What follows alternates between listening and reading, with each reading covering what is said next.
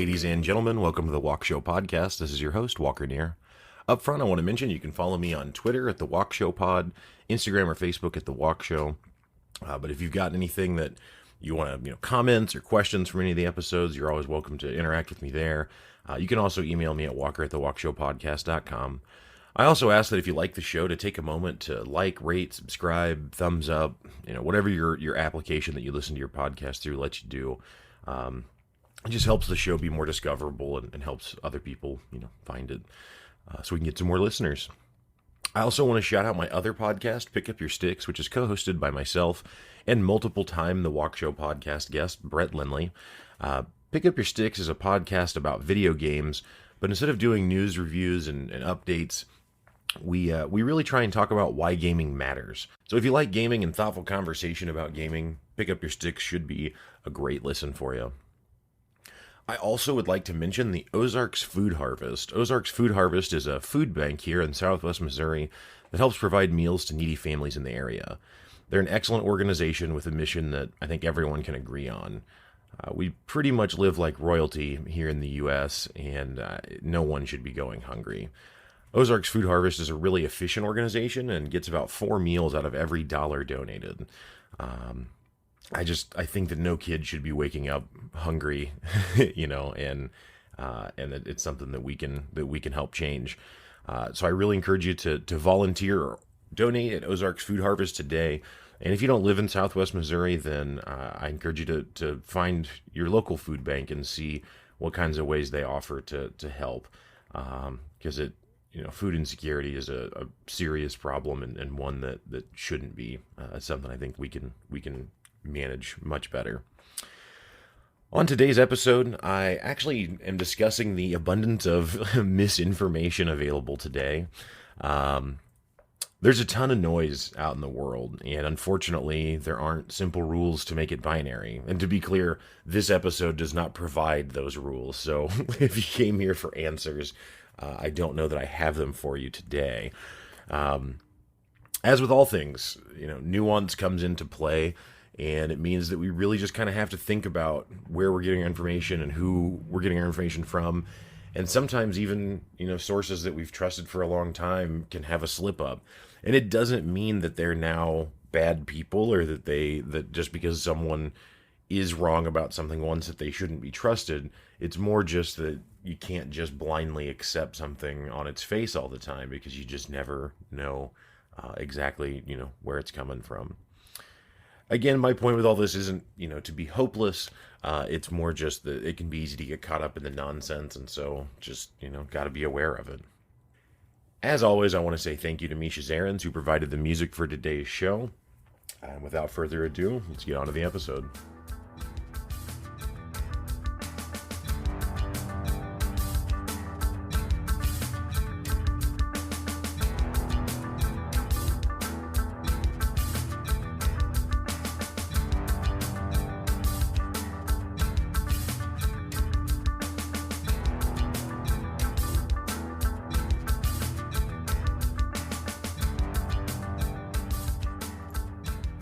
What's up, guys? So I've got a few different things that I want to try and talk about, and in my mind, they're all tied together, and we'll see if I can land that plane for us here.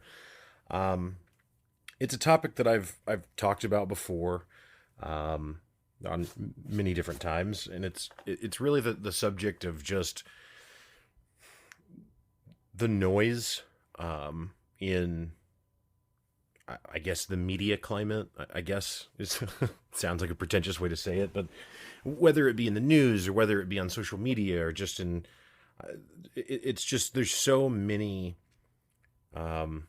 angles, opinions, views, stated facts that aren't actually facts, things that come out, that it can be so hard to understand what's real and what's noise. So something that made me think of this recently, it's just, before I get into my example, I'll say it's just that misinformation is so widely available. And the thing is that if misinformation only came from bad actors who were intentionally trying to spread misinformation with some sort of purpose, um, then that would be one thing, right? But it's not, because it's people. I mean, hell, even I could be guilty of it. You know, I don't know. It's people spread things that are not accurate, but not out of malice and not out of some end goal objective that they hope to pursue, right? It's just simply that that's that's what they understand it to be, and so then they go and they tell it, and depending on the size of the platform that they have, um, the audience that they have, the more weight that carries with it, right? So the example that kind of brought this to my mind recently is there's a character, a person. He's not a made up character. He's a real person, but a person named Jordan Peterson. Um, some of you may have heard of him. Some of you maybe not. He's kind of famous. He had a best-selling book in the last year or so, and has kind of become more prolific as far as, again, just fame is considered in the last couple of years. Jordan Peterson is a professor. I don't think he is now, but he was teaching at a college in Canada, and he's previously taught at Harvard. So he's a pretty esteemed academic. And I actually stumbled onto him on the Joe Rogan podcast, and I've watched, as far as I know, every episode that he's been on the Joe Rogan podcast. And I've also watched a few of his videos, and I've watched some. When I say him, Jordan Peterson again is who I'm talking about. I've also watched conversations that he's had with other people, independent of Joe Rogan or anything. And I don't necessarily agree with everything that Jordan Peterson thinks, right? It's not that I'm advocating that Jordan Peterson's way of thinking is the superior way of thinking, or that he has all of the best ideas or anything like that. But I do think that Jordan Peterson is a deeply interesting person, and he is wildly mischaracterized as this alt-right leader. And maybe some of it is my own confusion. Maybe I don't know what alt-right means. When I think of alt-right, I think of Charlottesville, right? I think of bigoted. So alt-right does not mean, that you're conservative, right? Those are different things. So I just want to say that up front. When I'm talking about alt-right, I don't think that's synonymous with, not being a liberal, right? Unfortunately, a lot of liberal people do seem to have that sentiment that if you're not liberal, then you must be a Nazi or you must be alt-right. And that's, obviously not, not reasonable and not true. Which I say as someone who identifies largely as liberal, right? I don't identify myself as conservative, but that's actually one of the reasons that I like Jordan Peterson so much, because Jordan Peterson earnestly attempts to provide explanation for a lot of conservative ideologies. And I don't mean just American political conservative, but just culturally, societally conservative ideas. And it's not that I think that everything he says, again, is like, cha-ching, that makes sense, I get it, I'm on board with that now, as much as it's like, oh, okay, I can see where a reasonable person would see it that way. And that was fascinating to me, because I was very much on the side, pre-Trump, I was pretty much just a blind liberal in the sense that I just never really criticized anything on the left, only thought that Fox News was misinformation, and only thought that Republicans were disingenuous in politics, and it's nonsense. It's not true, unfortunately. Not that I wish that they were villainized, but just simply that it's unfortunate that it turns out that people are just corruptible, not only certain kinds of people, right? So anyway, so what I saw the other day was a Daily Show clip. And the Daily Show, while being a comedy show, I think is fair to say is very much a part of the left-wing media, the liberal media. Um, and I'm sure that just like Jon Stewart used to always say, I mean, ultimately, The Daily Show is a comedy show, and that's fine. And so ultimately, in the end, they're not really responsible for standards of journalism. And it is, Jon Stewart was not wrong when he used to say this, that it is ridiculous to imply that The Daily Show would be held to the same standard in its joke writing as something like the New York Times or Fox News should be in their delivery of the news, right? Um, but it kind of undersells to some extent the cultural influence that the Daily Show, for example, has. Um, I mean, I that's actually kind of what first kind of got me paying attention to politics was actually the Daily Show back in like 2007 and 8, when Obama was running the first time. And for a long time, that was kind of my only real access to that stuff. It was the only time I really paid attention to it. I didn't watch, any other news programs. I didn't read news articles. I would just watch the Daily Show, and whatever they fed me, I was good with it. And I do think I would also say that the Daily Show, despite what I'm getting ready to say, I think that the Daily Show is a good actor. I think that they do earnestly attempt to just make comedy. Now they make a lot of comedy out of politics, so that comes with its own set of baggage. But I think that ultimately the Daily Show is not a malicious actor. I don't think they're out there trying to subvert people or trying to push an agenda. Um, so just to quickly get to what happened, since I've rambled now for a long time and not actually said it, the Daily Show had some comedy segment. I don't even know what it was about. I just saw the clip on Instagram, and they're going through different people. It's like a Daily Show correspondent's talking to some other individual, and they're showing different pictures of people, and I think they're asking the guest on the show who these people are. And so, I don't know what the whole context of the bit was, but it wasn't just about Jordan Peterson, for example, right?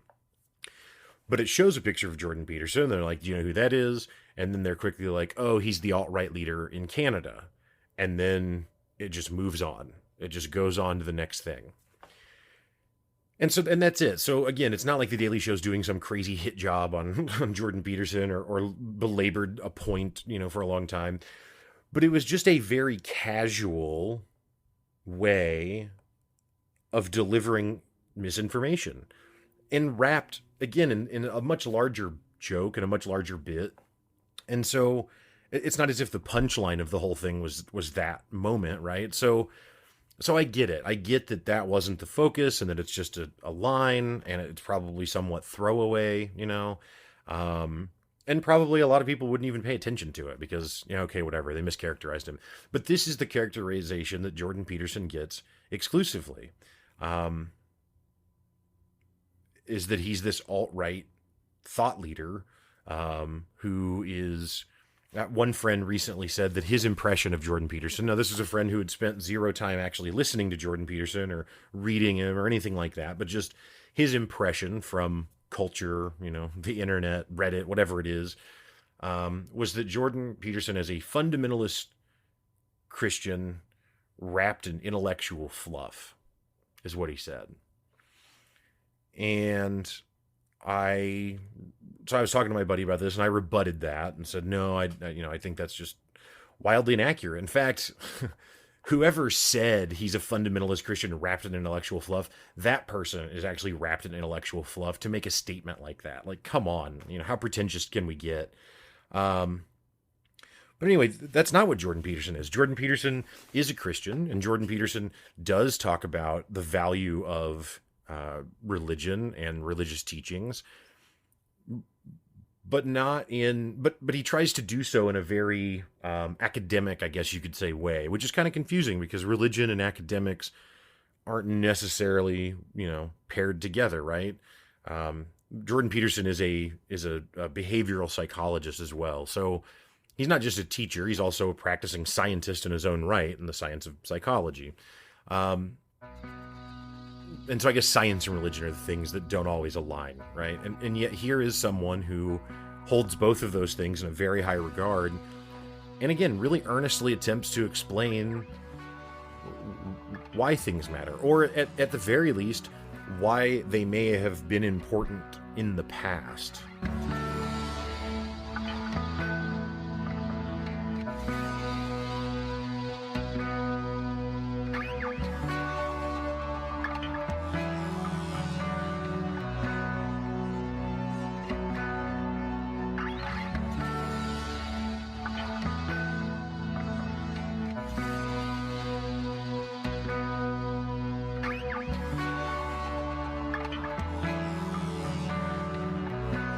So, for example, a thing that I hear all the time is that, and I shouldn't say I hear all the time, a common thing that people say, not just to me, but in general, when criticizing the Bible, for example, is, at least the modern American Christian teaching, is that, well, you're not supposed to masturbate, right? And, like, that's so petty. Like, why would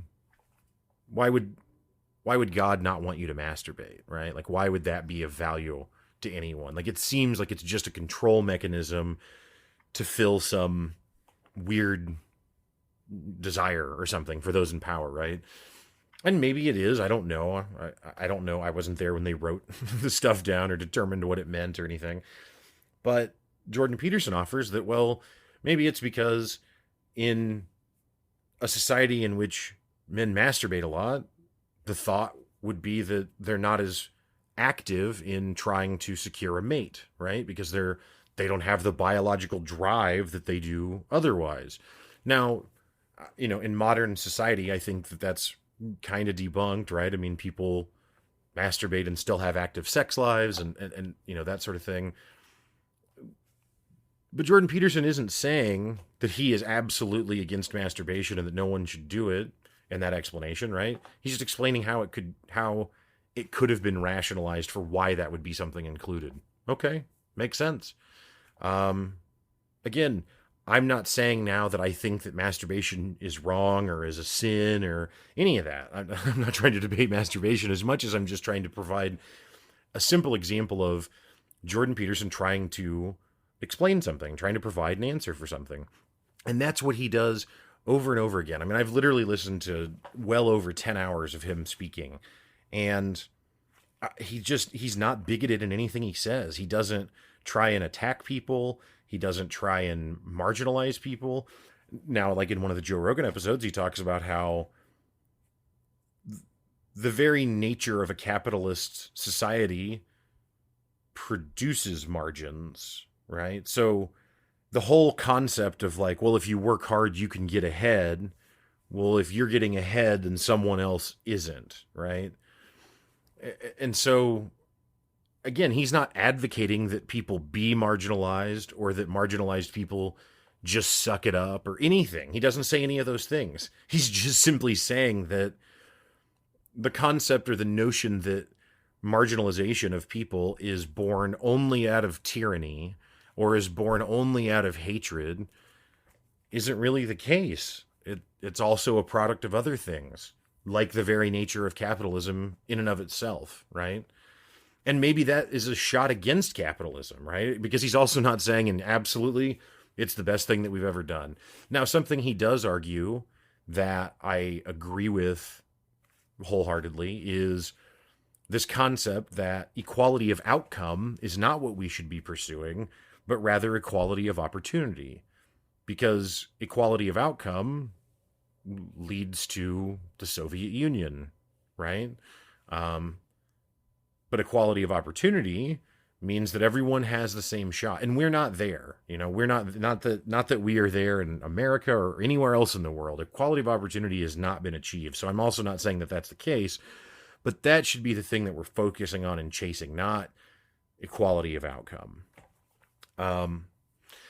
So I explain all of this about Jordan Peterson to say that he is a very intellectual, thoughtful, articulate, and honestly just earnest person who is not alt-right at all. But the cultural zeitgeist, if you will, says that he is. I watched a Vox documentary on him one time. It was 10 minutes, so it wasn't long. But it was a 10-minute piece on Vox on who is Jordan Peterson. And yeah, it's totally wrong. It's not. It very much misrepresents who Jordan Peterson is. Um, so I invite anyone who has heard negative things about Jordan Peterson to actually seek out some Jordan Peterson, not quotes, right? Not quotes and not clips that other people have spliced together, like Vox, for example, but just legitimately go find an unedited Joe Rogan interview with him that's 2.5, 3 hours long, where again, there's no cuts, there's no edits. So whatever he said is what he said, and you can get the full context of what he's saying. And I think you would be surprised at who he actually is.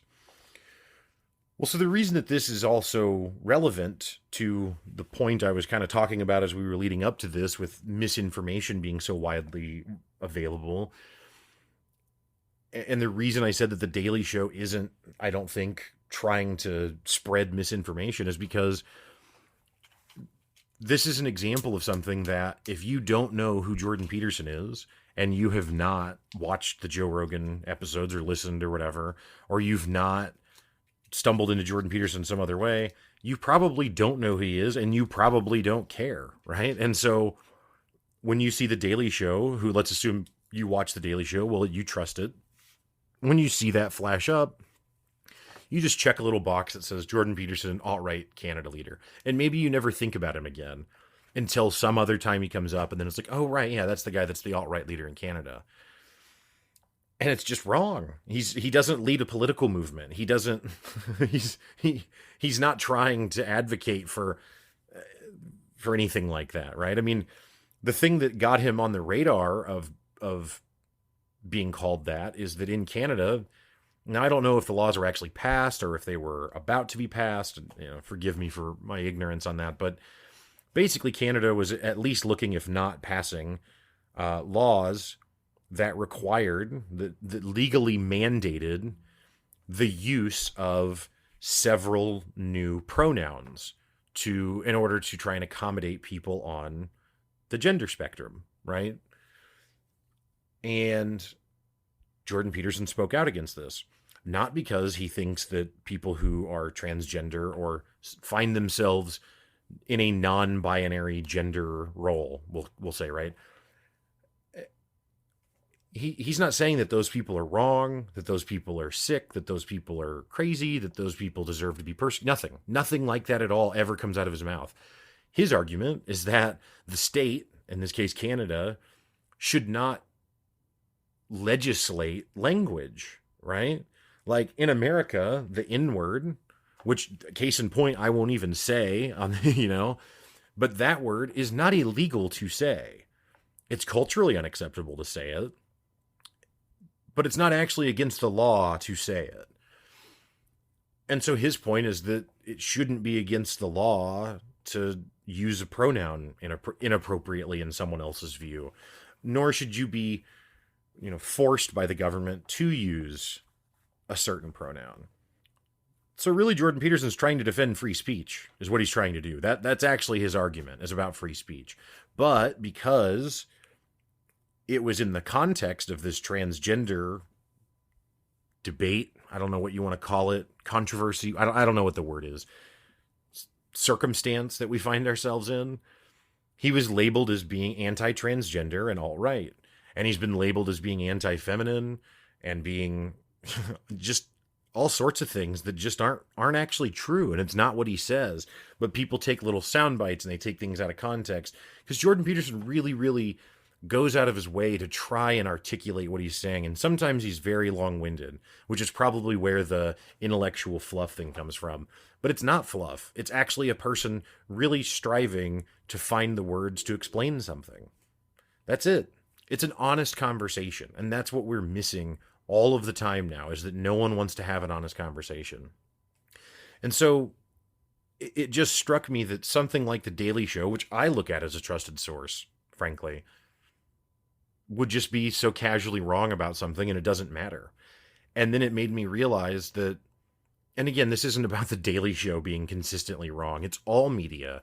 It just made me stop and think again about how you just don't know when people are wrong about stuff like that. Because if I didn't happen to know who Jordan Peterson was, that wouldn't have registered with me, and I wouldn't be talking about this right now, right? It's only because I happen to have that prior knowledge. But if you don't have that prior knowledge, it doesn't register. Well, there's a lot of stuff that I don't know about. Most stuff, as the listeners know, I don't know about. And so, who knows how many things have been flashed across that screen in a very casual 3-second clip that's not really even relevant, but that is embedding ideas in my own mind that are just wrong.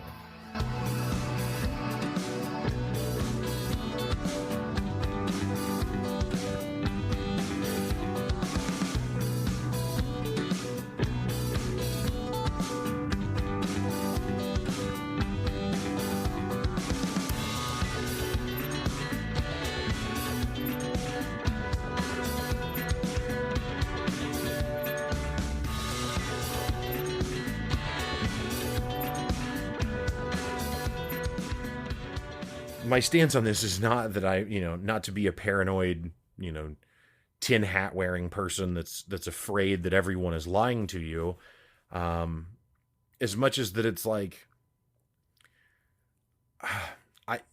it's just so hard it's just so confusing. Like, I'm not coming here today with an answer, unfortunately, as usual.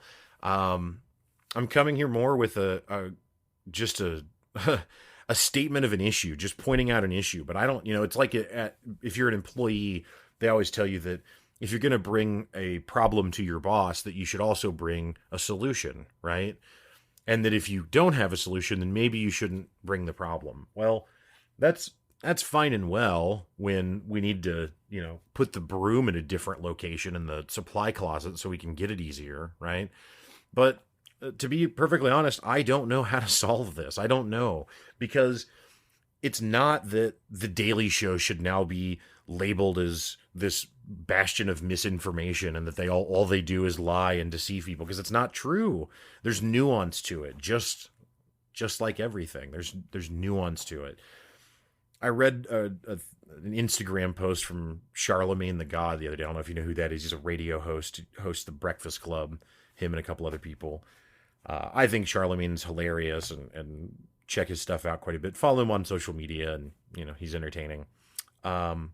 He's also a pretty thoughtful guy, and he's not, his character is not the character that people expect to be thoughtful, but he is. And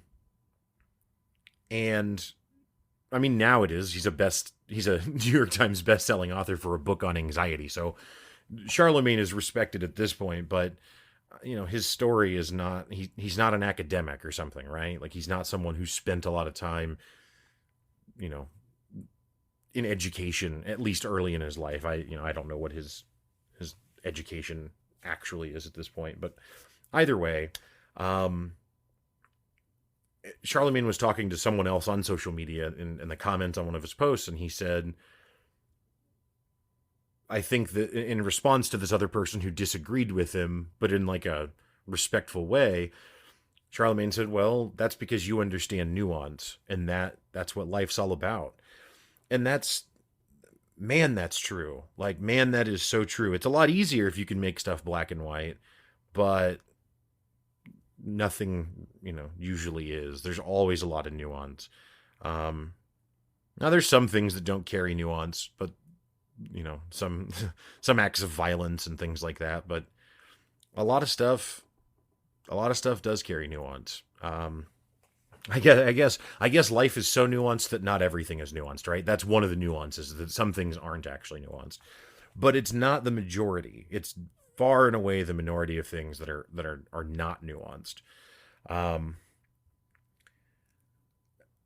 And so because there's all this nuance, again, it takes me back to what I said at the very beginning. There's all this noise. And it can be so hard to understand how to distinguish what noise is reasonable and what noise is unreasonable. And it's hard to understand who to even trust or believe on things. And, I mean, like Jordan Peterson, for example, I could say, well, one answer could be, well, look up multiple sources on a thing. Well, I've talked about this before too. Who has time to sit around doing deep dive research on things all the time. No one. You can't. You don't. There's not enough time. And even if you do commit to doing deep dive research on stuff, again, if you didn't know who Jordan Peterson was and you saw that Daily Show clip, you probably don't even know what I'm talking about because it wasn't that significant. So you're certainly not compelled to go start trying to do research on it, right? But even then, how do you do research? Because if it's not something that has books written about it, then you can't go to the library and do research. So that means you're going to be on the internet. And when you're on the internet, well, another way that conclusions are reached is consensus. Oh, there's a lot of people that say this. Well, on the internet, you can find a lot of people that say a lot of stupid stuff. See Flat Earth Society, right? That's something that doesn't exist without the internet. But there's enough of them that they feel they have consensus, and then those people believe that. It doesn't make any sense, actually, but it's the way that it goes. And so it's just, I don't know, with political stuff and in this country, it's so hard to know what to believe anymore. And it's so hard to know how to cut through it. And it can be hard to even have conversations with people that you already know and respect about it, because it's so possible that you've both heard completely different noise on whatever the subject is. And you have very different viewpoints, and it can be difficult to find a compromise or to find somewhere in the middle. I think it's only achieved by doing that work, though, by trying to talk to people. But that still doesn't solve the problem of when you're getting all this input, what does it all mean, right? I was watching Black Mirror, a show on Netflix recently. For those of you that haven't ever seen it or heard of it, it's kind of like a modern day version of The Twilight Zone, where every episode is standalone. It has different actors, completely different plot lines. So in the vein of The Twilight Zone, in that way, in the the show, each episode there's no continuity through it at all. And it's also kind of like The Twilight Zone because typically all the episodes kind of go badly, and not necessarily in like a more really horrible or grotesque way, but sometimes, or at least in some ways, right? So I watched this episode of it just the other day called 15 Million Merits. So I'll try and be as brief as I can. I'm not trying to just do an entire show synopsis here for you, but and spoiler alert, if you care about the plot of 15 Million Merits, I'm getting ready to share it. So, proceed at your own risk.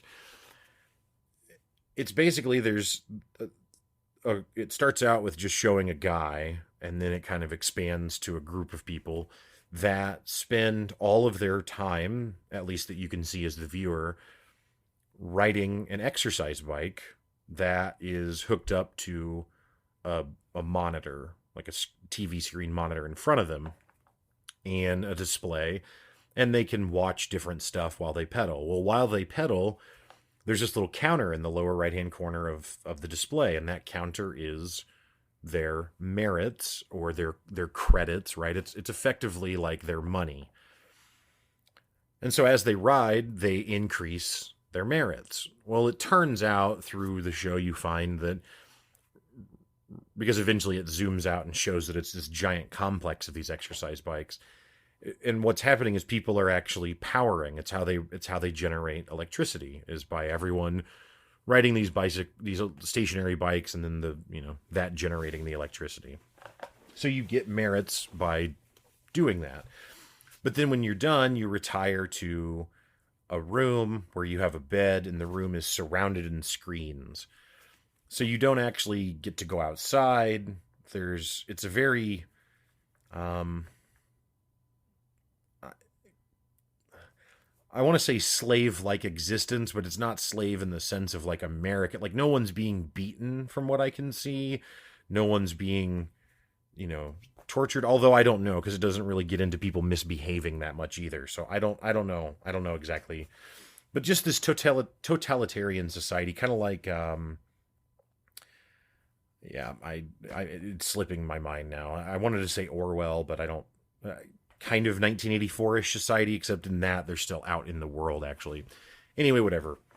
Bottom line, they have very, very controlled lives where they ride bicycle to generate points, and then they can spend the points on virtual goods, basically.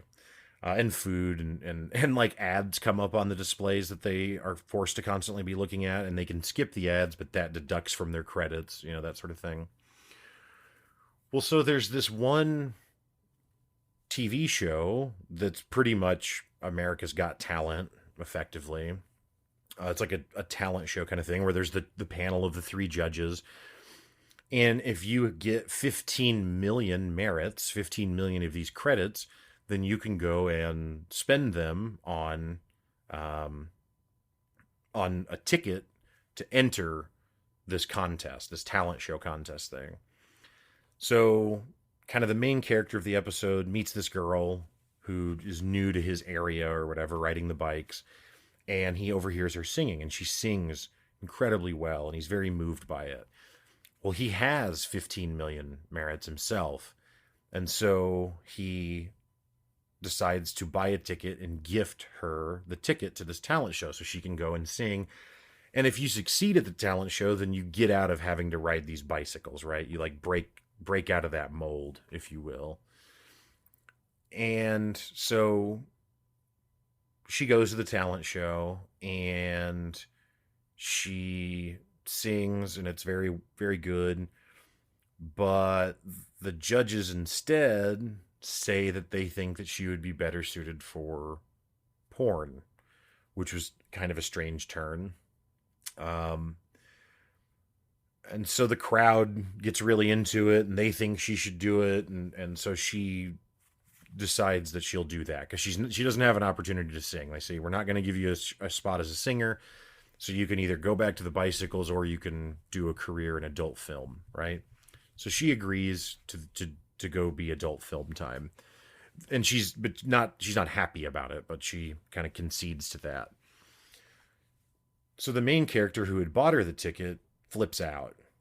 So he gets himself another 15 million credits. He generates another 15 million credits over whatever period of time that takes, and buys himself a ticket. So then he goes to the talent show and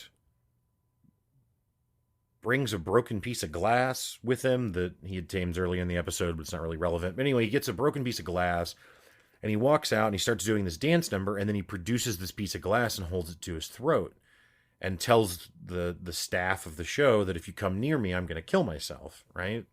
And so they're like, okay, what do you want? And he's like, I just want to talk. And he basically just goes on this tirade about how corrupt the society is and how nothing means anything and how they pedal on these bikes to nowhere endlessly and just to buy virtual goods that don't even really exist, and they don't really have lives, and they don't really have the ability to get out and be real people, and everything is so controlled.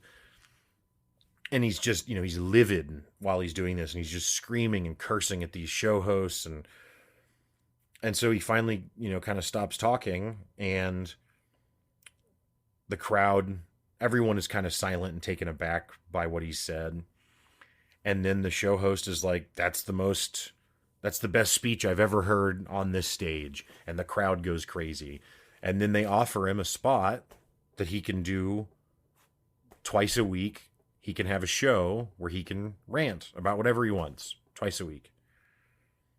So he takes it. And the episode ends with him now on the TV screen in front of the people who are bicycling, and he's holding the glass shard to his throat, right? And he's going on and on about how all this stuff is irrelevant and how stupid the whole system is.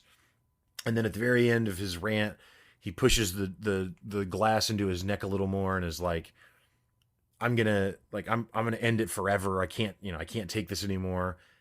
And then kind of stops for a second, and he's like, until the same time next week. And then it goes off, and then it shows him in his new living quarters, which is more than just a little box. It's like a house looking scenario. And yeah, like now he goes and takes a little piece of glass and puts it in a little case so he can get it out again when he records the next time. And I don't know what the point of the episode from the writer's perspective was supposed to be, but to me, it just kind of tied into this other stuff I'm talking about, because here's this guy who's so mad and upset and incensed by this meaningless fluff world, right? And this all this noise effectively that's all around him. And then when he has an opportunity to not have to be in effectively the rat race anymore, that's what he does. He jumps on it and he goes for it. And so then he just joins those show hosts, right? He's not actually solving anything. He's not actually making any difference. But now that he doesn't have to be in it, it's better. And I feel like that's just a pretty good analogy of our society, where there's all this noise and there's all this stuff, but no one really cares, because really they just want to get out of the rat race. And if they can do that, then the noise and the stuff and the misinformation and all of that, it doesn't matter to them as much anymore. And I don't know. Again, I don't have an answer for that. I don't have some grand conclusion where I can now say, and because of that, we have to live this way, or we have to think this way, or we have to. I don't have that. I don't know. I don't know what that answer is. I just know that right now there's a ton of noise, and I don't know what the way out is.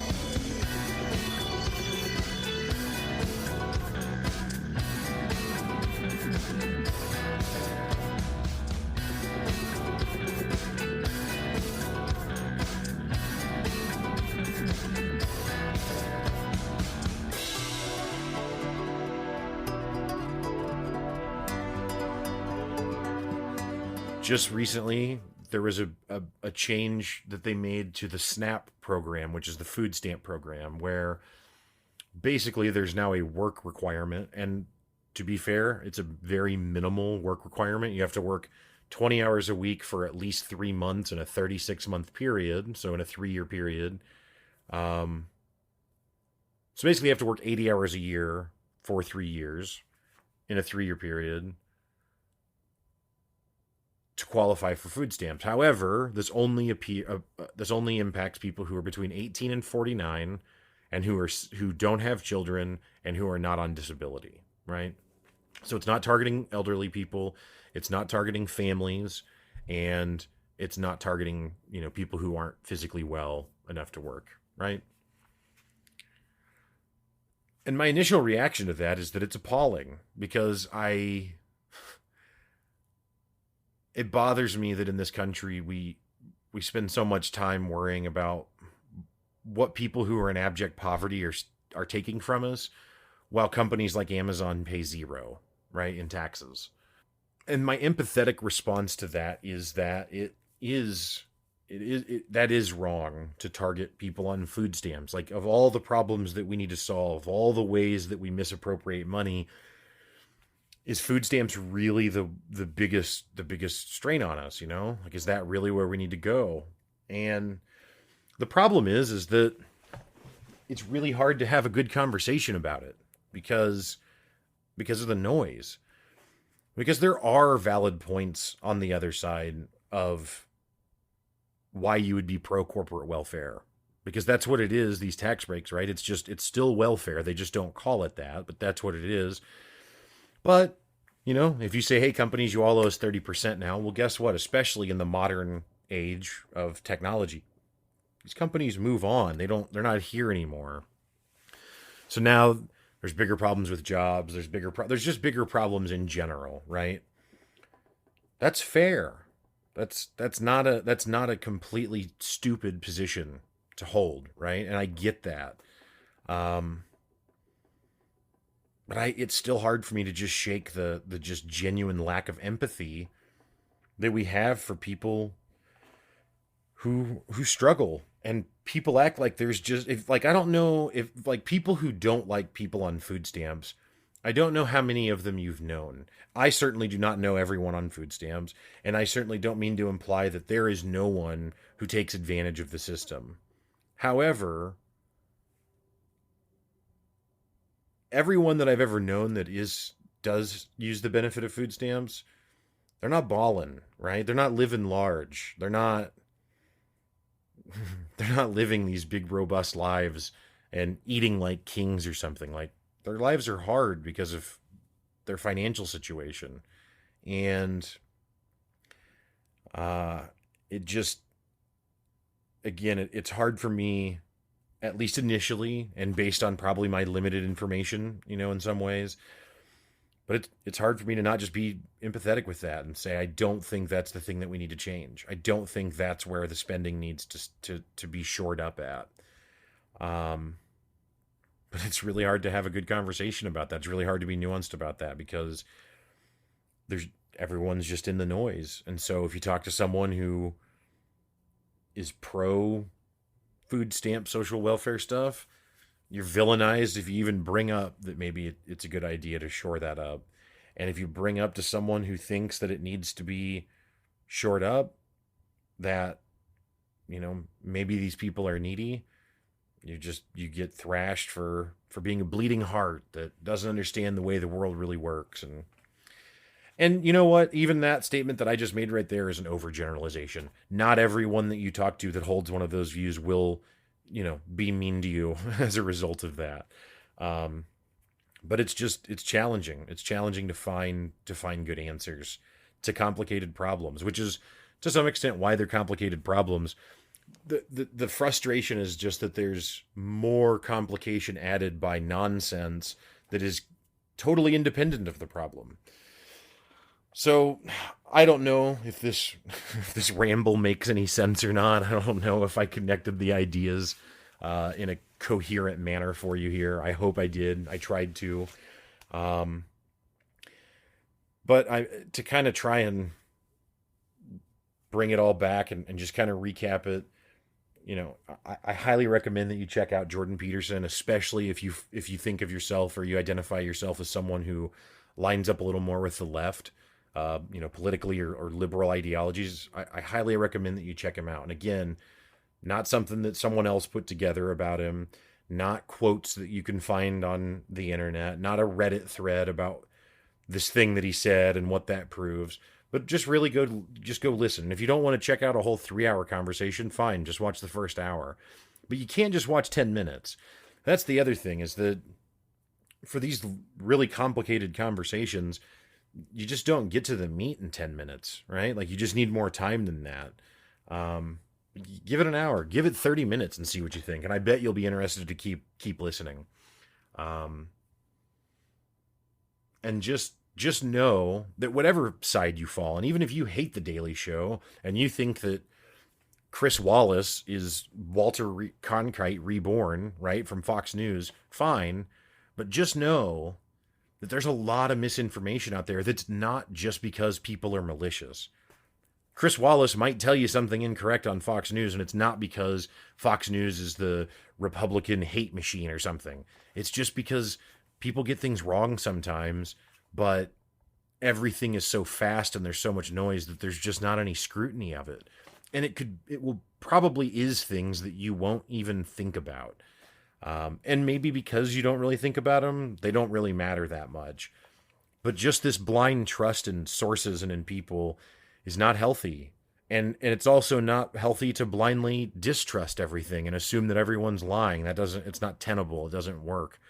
Again, you have to apply some nuance to it. You have to look at it.